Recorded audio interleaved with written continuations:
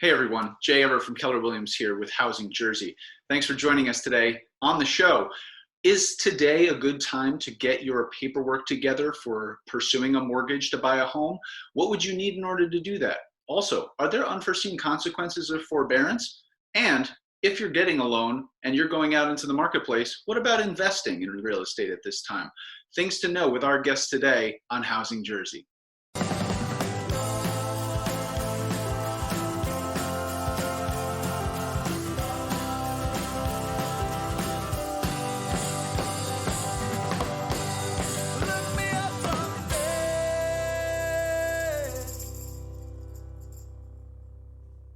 All right, so thanks for being here, and I want to introduce our guest for today. His name is Anthony Bueti. He's a very close friend and family member. And Anthony, why don't you just introduce folks to yourself and who are you personally and professionally? Hey guys, thanks Jay for having me. I really appreciate it. My name's Anthony. I work for AnnieMac Mortgage. I've been a loan officer for a number of years now. I've been working in the lending business for I'd say 8 or 9 years in total. So I love real estate. I love lending. I consider myself a student of the lending industry. So I try and read up and educate myself as much as possible. So that's just a little bit about me.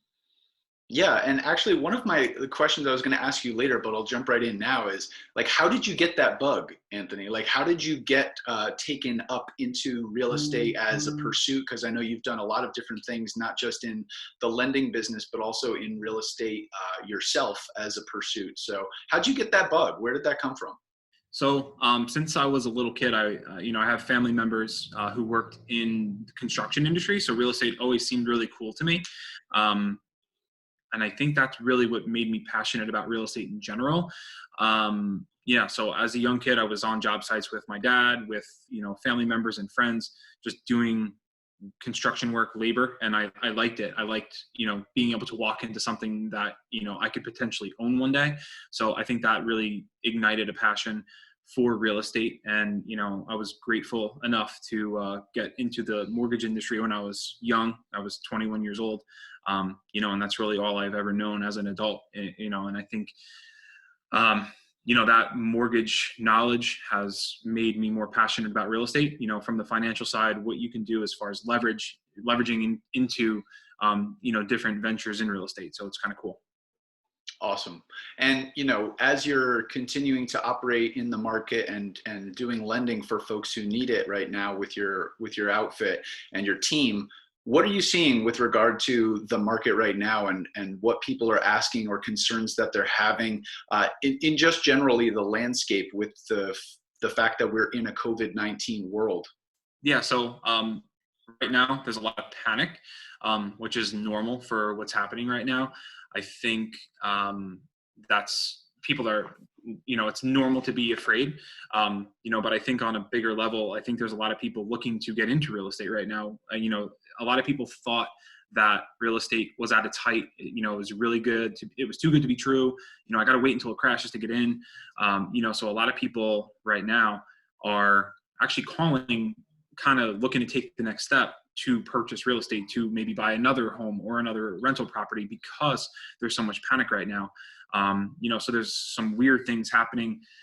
A lot of people taking their houses off the market, it seems, right now too. So it's making the inventory levels really low, and there's still a lot of people who are looking to buy houses, if not in the immediate, later into the summer, into the fall, as this thing, as this virus, as we start to come out of this virus. So, there's quite a bit of challenges. There's some lending guideline changes. If you had a lower credit score, they want you to have a higher credit score now. They're changing some of the weird rules if you own multiple properties. But other than that, I still think it's a really great time to buy a house. Yeah, I mean, rates are at historic lows if you're in the position and you have the credit score. Some of those changes that you were saying in terms of if you have multiple classes of asset or loans out on multiple properties, can you just delve into that for a second? Like, what would it be an example where someone would have an issue if that arose? Yeah. So before COVID, it was really easy to use rental income on another property to qualify. So if I went to buy a new property, I was able to use, let me back up. If I was going to purchase a new property as a rental or an investment property, and I had 3 or 4 other rental properties, I would easily be able to just use my tax return or a lease agreement, which shows what I make per month on those houses. And I'm able to use that income to offset the expense of that property. So making, it's essentially easier to qualify for more properties. A real estate investor or somebody who's just getting started out, you need that income to offset the payment. So again, if you're going to buy a house and you're going to rent it for $1,800 a month and you have a $1,200 or $1,300 mortgage on it, that's a really big payment to qualify for. So what they're doing right now is they want to make sure that landlords and investors are receiving rent up to date. So like with all the COVID stuff, a lot of people aren't paying rent right now. So, if I'm going to purchase a new rental property and I have 3 rental properties with, leases on each one of them, they want me to prove to the lender that I'm receiving current payments, not payments from 3 or 4 months ago. That's a really big one. That's huge. Again, another thing is some lenders, they want more money down. And they want higher FICO scores. So if you have a credit score under a 640, you're pretty much out of the game. It's very difficult to borrow money right now. And if you are buying an investment property where you would normally be able to put 15 to 20% down, now they want 25 or 30% down in some cases. Okay. So yeah, guidelines have changed, but that's really helpful to know that, sometimes the landscape allows for folks who have cash flow to incorporate that into their qualifying paperwork when it's being underwritten. But when things are scary for the lenders, they're going to be documenting everything as it comes in, not just a piece of paper where you're having an agreement with a lessee or a tenant. So very helpful to know for someone who might be pursuing an investment or another property at this time. If you were talking with someone, Anthony, who is hearing, hey, credit scores are tightening, right? We need to have a higher credit score in order to qualify something. They're looking for higher, better loan to value ratios and debt to income ratios and so forth.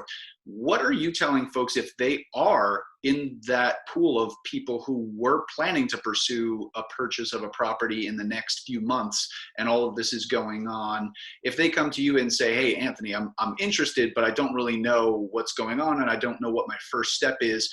What would you say if they wanted to make a move in the next 30 to 60 days and they came to you and said, what do I have to get to you to know whether I'm pre-approved or not? What are the steps that you would guide them toward?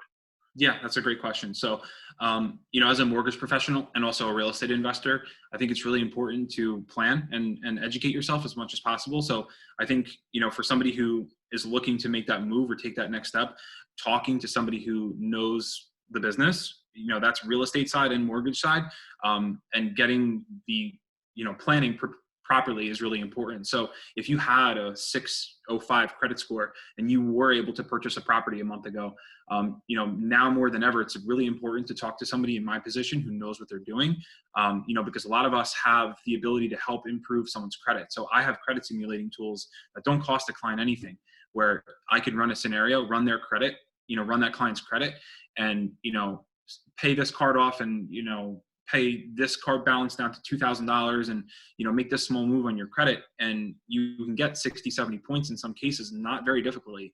So I think that's a really cool thing. And that's, I think, what a lot of people should be doing right now. Sure. So people shouldn't be necessarily boxing themselves in and saying, this is not for me because I hear things are getting tighter. There's ways to improve and access capital if they're really needing to make a move or wanting to change stuff.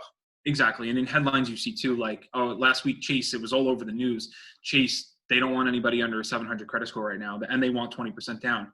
That's Chase. Not every one bank or mortgage company is the same. A lot of lenders will work with a first-time home buyer on a low down payment mortgage.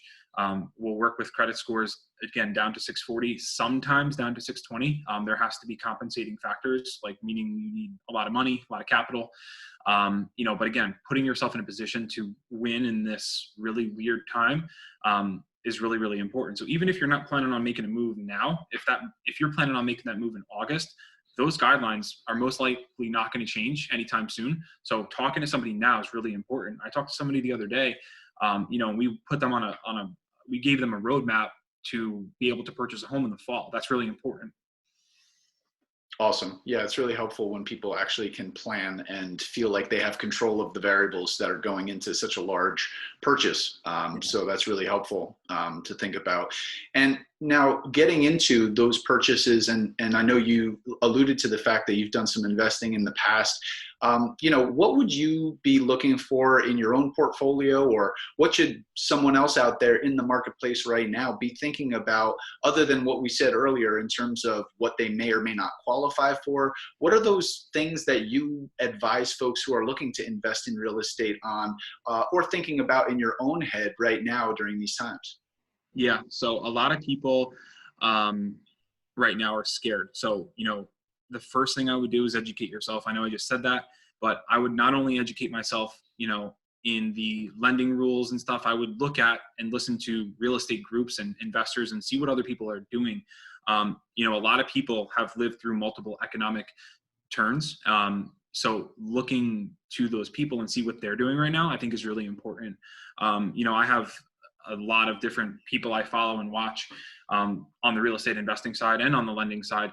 And some people are saying, wait, educate yourself and put yourself in a position to take action when, the dust settles. Some people are saying, absolutely, right now is the time to buy. Just do it. But again, it's weird right now. So you have an over demand and an undersupply of homes. So there's actually really not much out there. I look every day in my local market, and there's so many different strategies too. So a lot of people like multifamily homes. I personally like single family homes just because of my market and where I am. Multifamily homes don't really exist.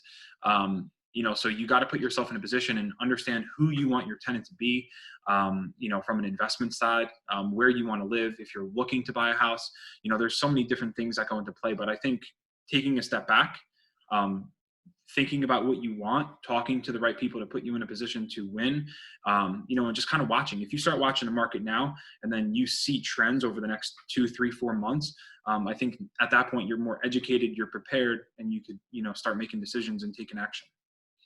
Yeah, I think that, education is just one of the things, especially when you're looking at an investment this sizable in terms of buying a home or buying property that you might rent out as an income property or an investment.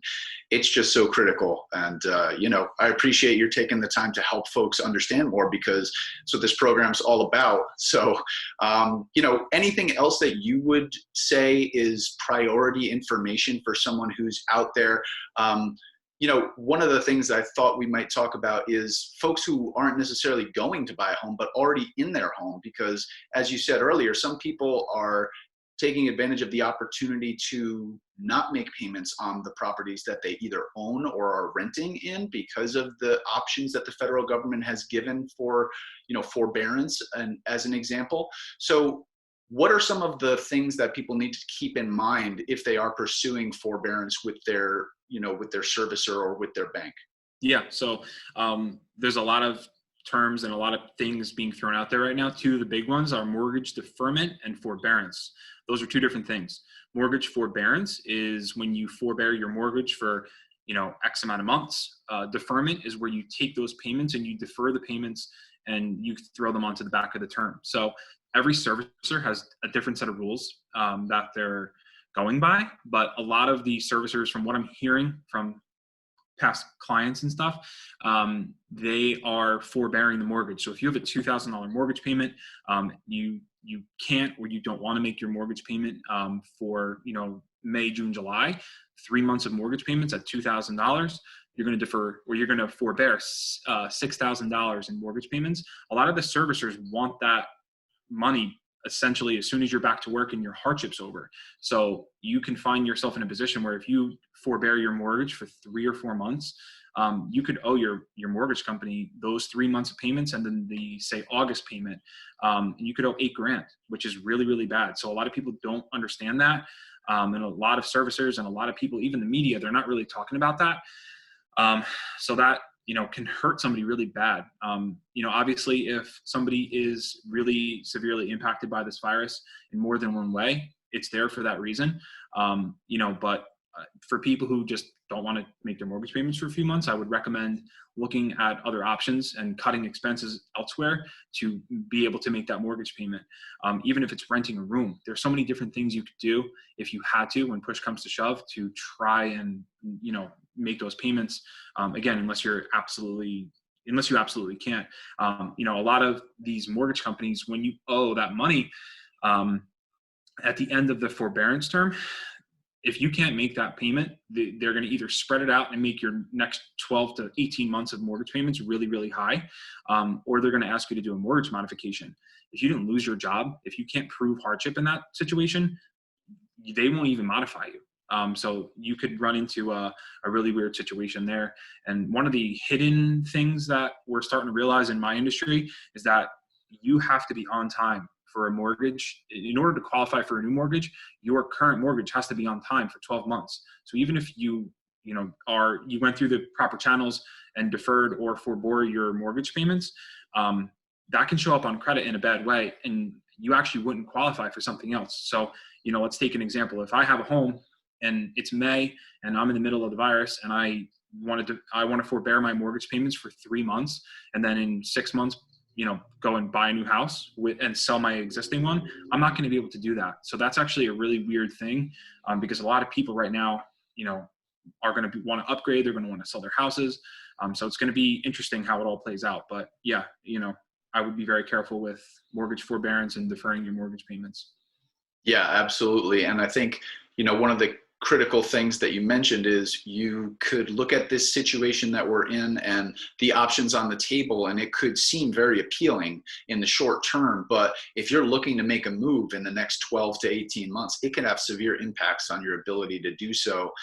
If you and your lender aren't on the same page about how that impacts your mortgage in terms of any modifications. And the intention, I think, of the powers that be was that this would not impact folks' credit. But the reality is especially if you're dealing with a servicer that's large or a bank that's large, a lot of those processes are automated, and the reporting goes through to a credit score or a credit report, even if it's for a reason that's hardship related. So everybody has to be on the same page. And I think it's just helpful, like you said, for people to make payments as long as they are able. I think it also helps the industry at large understand that people are still reliable payers of their mortgages, so that there's even, less pressure on the liquidity in the market. So it's really helpful information, Anthony. I appreciate that. Thank you, Jay. Appreciate it. Absolutely, man.